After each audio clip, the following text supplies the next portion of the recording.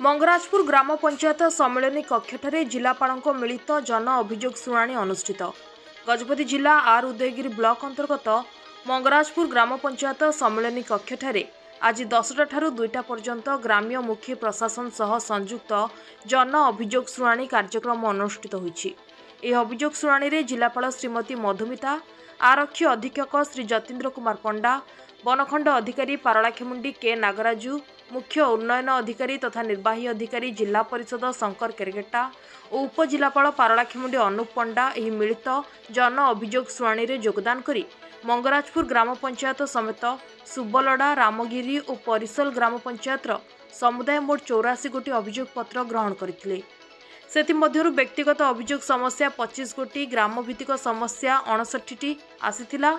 समस्त अभियोग को तुरंत समाधान करबा पई विभागीय अधिकारी को जिलापाल निर्देश दैछंती।